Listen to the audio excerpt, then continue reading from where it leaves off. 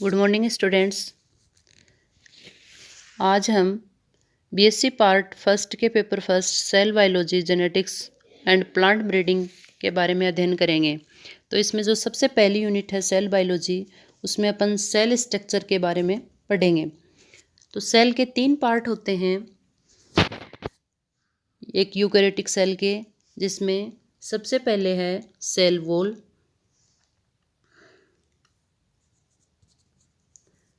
दूसरा है इसमें प्लाज्मा मेम्ब्रेन और तीसरा है इसमें साइटोसोम।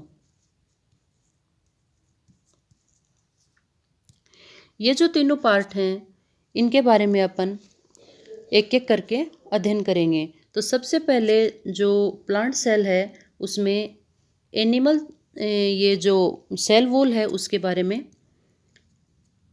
पढ़ना चाहेंगे कि सेल वॉल इसकी कैसी होती है। तो सेल वॉल है वो इसका एक सबसे बाह्य आवरण होता है। ये जो बाह्य आवरण है ये कठोर, नॉन इलास्टिक और दृढ़ होता है और एक तरह से ये मर्त परत के रूप में ही पाया जाता है। इसके जो ये भित्ति है सेल वॉल, इसकी 3 परतें होती हैं। जैसा देखो ये डायग्राम में दिखाया गया है। इसमें सबसे बाहर की और जो पतली परत होती है उसको प्राथमिक भित्ति, ये वाली। उसके बाद में मोटी द्वितीयक भित्ति होती है और जो अंदर की और बीच में इसमें सबसे अंदर की तरफ तृतीयक भित्ति पाई जाती है। बीच में द्वितीयक भित्ति और सबसे अंदर सेल की तरफ होगी वो तृतीयक भित्ति पाई जाएगी। तो 2 सेल को आपस में जोड़ने के लिए, जैसे एक सेल ये और दूसरी सेल जो इस साइड होगी, उनको दोनों को आपस में जोड़ने के लिए यहाँ पे एक मिडिल लेमेली पाई जाएगी। तो जो सेल वॉल है ये सेलुलोज, पेक्टिन, लिग्निन इत्यादि पदार्थों की बनी होती है। मुख्य रूप से जो सेल वॉल है ये सेल को एक तरह से यांत्रिक सहायता देती है और जो बाह्य वातावरणीय जो परिस्थितियाँ होती हैं, विपरीत परिस्थितियाँ वातावरण की, उनसे उनकी रक्षा करती है। अब जैसे कि एक अपन यूकैरियोटिक सेल में बात करें तो एनिमल सेल के अंदर ये नहीं होती है, मतलब सेल वॉल नहीं होती है। तो एनिमल सेल में एक अलग आवरण पाया जाता है, कोशिकीय आवरण, उसको ग्लाइकोकेलिक्स कहा जाता है। और जो ग्लाइकोकेलिक्स होता है उसके अंदर एंजाइम और एंटीजन भी पाए जाते हैं। तो इस तरह से ये जो सेल वॉल है ये एक बाह्य परत बनाती है। उसके बाद में है प्लाज्मा मेम्ब्रेन। प्लाज्मा मेम्ब्रेन जो है ये इसके सबसे आंतरिक परत है, ठीक है। और ये जीवित परत है, मतलब अगर अपन जीवित इसके ऑर्गेनल्स का अध्ययन करें तो जो ये सेल वॉल होगी वो तो मर्त है, तो उसके अंदर वाली जो परत है वो एक जिसको अपन प्लाज्मा मेम्ब्रेन कहते हैं, ये जीवित परत है और ये प्रत्यास्थ होती है, छिद्रित होती है और अर्धपारगम्य होती है। ये क्या करती है, एक तो यांत्रिक सहायता तो देगी, उसके साथ साथ ये सेल की आकृति को भी बनाए रखती है। अंतःप्रासरण, बाह्य प्रासरण, इनको भी कंट्रोल करती है। इसके अलावा ये इसका अगर अपन केमिकल कंपोजिशन देखें तो ये कार्बोहाइड्रेट, प्रोटीन और लिपिड की बनी होती है। ये एक त्रिस्तरीय परत होती है, मतलब इसकी 3 स्तर होते हैं। 2 परत तो इसकी प्रोटीन से बनी होती है, बाह्य आंतरिक, और जो मध्य परत है वो इसकी लिपिड से बनी होती है। एंडोसाइटोसिस और एक्सोसाइटोसिस क्रियाएं करती हैं। इसके अलावा ये अपशिष्ट पदार्थों को भी मतलब सेल से बाहर निकालने में और बाह्य और आंतरिक जो वातावरण है केमिकल्स का, उसको बनाए रखने में ये कंट्रोल करती है। उसके बाद में है इसका मतलब ये सेल वॉल सबसे बाहर, फिर प्लाज्मा मेम्ब्रेन, उसके बाद में इसका जो अंदर का पूरा पार्ट है वो साइटोसोम कहलाता है। साइटोसोम में क्या होगा, एक तो न्यूक्लियस आ जाएगा बीच में। इसको 2 पार्ट में बांटते हैं साइटोसोम को, मतलब इस प्लाज्मा मेम्ब्रेन से अंदर का पूरा पार्ट साइटोसोम है। साइटोसोम है उसको 2 भागों में बांटा, एक तो न्यूक्लियस, और एक न्यूक्लियस और प्लाज्मा मेम्ब्रेन के बीच का ये जितना भी पार्ट है इसको बांट दिया उसने कोशिका द्रव्य, साइटोसोल। तो जो कोशिका द्रव्य वाला जो पार्ट है ये एक तरह से कणिका में भाग है और एक्टोप्लाज्म कहलाता है ये। इसको कोर्टेक्स भी कह सकते हैं और इसका दूसरा नाम हाइलोप्लाज्म भी है। और ये आपस में सोल और जेल में मतलब अंतर परिवर्तित होता रहता है।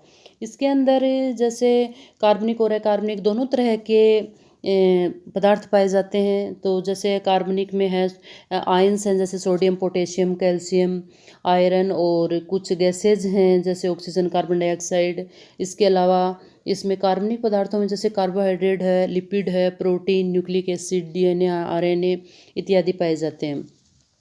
इसके अलावा इसके अंदर ऑर्गेनेल्स पाए जाते हैं। सभी ऑर्गेनेल्स इसी पार्ट के अंदर आते हैं। तो ऑर्गेनेल्स में जैसे माइटोकॉन्ड्रिया है, क्लोरोप्लास्ट है, माइक्रोट्यूब्यूल्स है, गोल्जी कॉम्प्लेक्स है, ठीक है, और राइबोसोम है, लाइसोसोम है। तो ये सारे के सारे के ऑर्गेनेल्स इसी में पाए जाते हैं। ये जो कोशिकांग हैं ये झिल्लीनुमा कोशिकांग हैं। जैसे अपन एक एक करके इनका अध्ययन करते हैं। जैसे माइटोकॉन्ड्रिया जो है वो सेल के अंदर जगह जगह बिखरी हुई अवस्था में पाए जाएंगे, और ये छड़नुमा और गोलाकार होते हैं, और लाइपोप्रोटीन की बनी हुई दोहरी झिल्ली के कोशिकांग हैं माइटोकॉन्ड्रिया। इसके अलावा इसकी जो आंतरिक झिल्ली है उसमें जैसे दिखाया गया है अंगुली नुमा उभार पाए जाते हैं, जिनको अपन किरस्टी कहते हैं। मतलब ये बाह्य झिल्ली है, और आंतरिक झिल्ली है वो इस तरह से अंगुली नुमा उभार के रूप में पाई जाती है, जिसे किरस्टी कहते हैं। इसके अंदर का जो भाग है उसको मैट्रिक्स कहा जाता है। और इस तरह से जो ये माइटोकॉन्ड्रिया है इसकी बाह्य झिल्ली, आंतरिक झिल्ली और मैट्रिक्स के ऊपर कुछ श्वसन एंजाइम और कोएंजाइम पाए जाते हैं। तो माइटोकॉन्ड्रिया का जो मेनली काम है वो भोज्य पदार्थों का ऑक्सीकरण कर ऊर्जा संचित करना है, और वो ऊर्जा है वो एटीपी के रूप में इस माइटोकॉन्ड्रिया के अंदर ही संचित रहती है। अब उसके अलावा है प्लास्टिड जैसे ये प्लांट कोशिकाओं में पाए जाते हैं, लेकिन कुछ एनिमल सेल में भी पाए जाते हैं, जैसे यूग्लिना। ये एक अपवाद है। प्लास्टिड जो होते हैं इनको तीन भागों में बांटा गया है। जैसे कि एक तो क्लोरोप्लास्ट जिसको हरित लवक भी कहा जाता है, और ये प्लांट सेल में मुख्य रूप से पाया जाता है क्लोरोप्लास्ट। तो इसके अंदर क्लोरोफिल पाया जाता है। इसके अलावा इसमें डीएनए, खुद का राइबोसोम और प्रोटीन संश्लेषण के कुछ एंजाइम भी पाए जाते हैं। जो हरित लवक होता है इसमें ये भी दोहरी झिल्ली का कोशिकांग है। इसमें जो आंतरिक झिल्ली है वो उसके अंदर कुछ थाइलाकोइड और ग्रेना की एक दूसरे के ऊपर परतें पाई जाती हैं, और इस तरह से एक ये जालीनुमा संरचना बना लेता है, जिसमें अंदर मैट्रिक्स होगा। और इसके अलावा इसमें जो ल्यूकोप्लास्ट और जो फियोप्लास्ट है, तो ल्यूकोप्लास्ट हैं वो रंगहीन लवक हैं, और उनका कार्य जो होगा वो स्टार्च और लिपिड प्रोटीन उनका संचय करना होगा। जो फियोप्लास्ट हैं और जो रोडोप्लास्ट हैं, कैरोटिनॉइड हैं, वो एक तरह से रंगीन लवक हैं, और जो मतलब फोटोसिंथेसिस वगैरह में हेल्प करते हैं। उसके बाद में है एंडोप्लाज्मिक रेटिकुलम। तो एंडोप्लाज्मिक जो रेटिकुलम है वो दो रूप में पाई जाती है। मतलब ये भी दोहरी झिल्ली का कोशिकांग है एंडोप्लाज्मिक रेटिकुलम। ये भी क्या है, अगर इसकी अपन स्ट्रक्चर देखें तो एंडोप्लाज्मिक जो रेटिकुलम है वो तीन तरह की संरचनाओं से मिलकर बना है। एक तो है सिस्टर्नी, दूसरा वेजाइकल्स, और तीसरा है टिब्यूल्स। तो ये तीनों जो संरचनाएं हैं ये मिलकर एंडोप्लाज्मिक रेटिकुलम बनाती हैं। इनके ऊपर कणिका में राइबोसोम चिपके रहते हैं, तो ये रफ एंडोप्लाज्मिक रेटिकुलम कहलाती है, और अगर ये चिपके नहीं रहते तो ये स्मूथ एंडोप्लाज्मिक रेटिकुलम कहलाती है। और इनका कार्य है एक तो वो यांत्रिक सहायता प्रदान करना है, और दूसरा है ये कुछ पदार्थों का जैसे लिपिड, कोलेस्ट्रॉल, ग्लिसराइड, ग्लाइकोजन इनका संश्लेषण भी करती है। उसके बाद में है गोल्जी कॉम्प्लेक्स जो है वो न्यूक्लियस के पास पाया जाता है, और ये भी सिस्टर्नी, वेजाइकल्स और पुटिकाओं से मिलकर बना होता है। और प्लांट्स में इसको डिक्टियोसोम और एनिमल्स में इसको गोल्जी कॉम्प्लेक्स कहते हैं। तो प्लांट्स के अंदर जो सेल प्लेट बनती है सेल डिवीजन में, वो इस डिक्टियोसोम से ही बनती है। इसके अलावा जो एनिमल्स होते हैं उसमें एक्रोसोम का निर्माण, स्पर्म एक्रोसोम का निर्माण जो होता है वो इसकी सहायता से ही होता है। और ये जो गोल्जी कॉम्प्लेक्स है, ये हार्मोन, कार्बोहाइड्रेट, इनके संश्लेषण और स्रावण में भी सहायक है। इसके बाद में है लाइसोसोम। लाइसोसोम जो होंगे वो सेल के अंदर बिखरी हुई अवस्था में और मतलब एकल कोश एनवलप एक कोशिकीय मेम्ब्रेन के रूप में मतलब उनकी जो एकल झिल्ली से घिरे हुए कोशिकांग है लाइसोसोम। तो लाइसोसोम जो होंगे वो उसमें एक तरह से हाइड्रोलाइटिक एंजाइम पाए जाएंगे और पाचन से संबंधित होते हैं वो। और इनका कार्य एक तरह से फेगोसाइटोसिस और पिनोसाइटोसिस के द्वारा पाचन किया जाता है। और उसके बाद में है राइबोसोम। राइबोसोम भी ये झिल्ली विहीन कोशिकांग हैं और ये बिखरे हुए या फिर चिपके हुए पाए जाते हैं। ये 80 प्रकार के होते हैं। ये राइबो न्यूक्लियोप्रोटीन के बने होते हैं और इनका जो उद्भव है वो न्यूक्लियोलस से होता है। ये स्वतंत्र भी हो सकते हैं या एंडोप्लाज्मिक रेटिकुलम पर चिपके हुए भी पाए जा सकते हैं। और इनका जो मेनली काम होगा वो प्रोटीन सिंथेसिस होगा राइबोसोम का। उसके अलावा इसमें जो बीच में न्यूक्लियस पाया जाता है, न्यूक्लियस ये इसका सेल का जो मेन ऑर्गेनल है वो न्यूक्लियस है। यूकैरियोटिक जो सेल होती है उसमें कोशिका के समस्त जो क्रियाएं होती हैं उनका निर्देशन और नियंत्रण है वो न्यूक्लियस के द्वारा ही होता है। तो अगर न्यूक्लियस की स्ट्रक्चर देखें तो बाहर की ओर एक झिल्ली होगी, दोहरी झिल्ली से बना हुआ कोशिकांग है जिसको कैरियोथिका या केंद्रक आवरण बोलते हैं। और इसके अंदर बीच बीच में से रंध्र पाए जाते हैं जिनसे क्रोमेटिन पदार्थ और अन्य पदार्थों का सेल और न्यूक्लियस के अंदर आवागमन होता रहता है। इस तरह से इसके जो न्यूक्लियस के अंदर का जो पार्ट है उसको कहते हैं केंद्रक द्रव्य। केंद्रक द्रव्य है वो दो चीज़ों से मिलकर बना है, एक तो क्रोमेटिन फाइबर हैं और दूसरे हैं न्यूक्लियोलस। तो जो क्रोमेटिन फाइबर हैं वो डीएनए, आरएनए और प्रोटीन के बने होते हैं और जो न्यूक्लियोलस है वो एक तरह से एसिडोफिलिक प्रकृति का होता है, गोलाकार संरचना है और राइबोसोमल प्रोटीन और राइबोसोमल आरएनए की वो बनी होती है और प्रोटीन संश्लेषण में वो हेल्प करती है। तो इस तरह से अपन ने एक प्लांट सेल के बारे में उसके ऑर्गेनल्स, उसके स्ट्रक्चर के बारे में पढ़ा।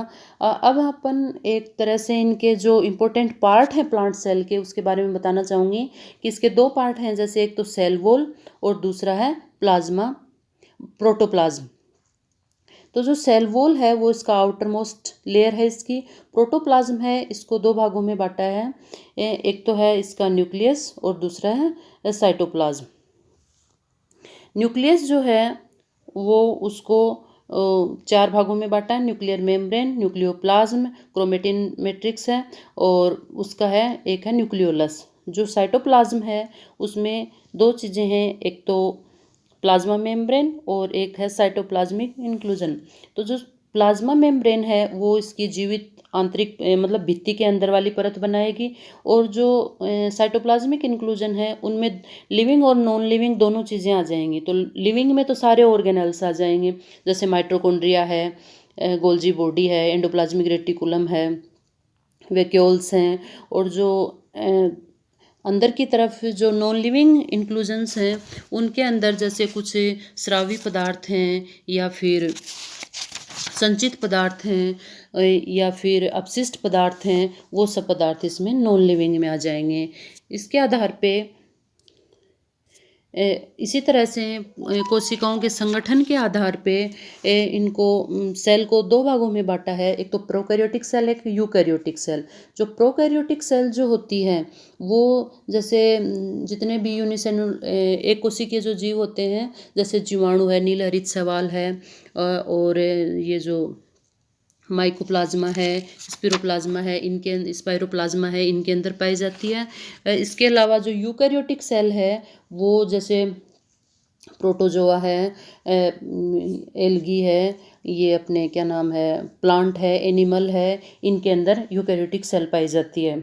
तो इनका जो मुख्य डिफरेंस है वो जो यूकैरियोटिक जो सेल होती है उसमें एक तो वेल ऑर्गेनाइज्ड न्यूक्लियस पाया जाता है और एक प्रेजेंस ऑफ साइटोस्केलेटन, ये इसका मेनली डिफरेंस है दोनों में। ये चीज़ें यूकैरियोटिक सेल में होंगी, वेल ऑर्गेनाइज्ड न्यूक्लियस और प्रेजेंस ऑफ साइटोस्केलेटन, जबकि प्रोकैरियोट में ये नहीं होगी। बाकी अलग और भी इसमें कुछ डिफरेंस हैं, लेकिन मेनली कुछ यूकैरियोटिक का जो अगर अपन देखें तो यूनिक डिफरेंस यही है कि इसमें वेल ऑर्गेनाइज्ड न्यूक्लियस पाया जाएगा और साइटोस्केलेटन प्रेजेंट होगा। इसमें सारे जो झिल्ली युक्त कोशिकांग हैं वो यूकैरियोटिक सेल में होंगे, प्रोकैरियोटिक सेल में नहीं होंगे। तो प्रोकैरियोटिक सेल जो भी होंगी वो सारी की सारी यूनिसेलुलर होंगी।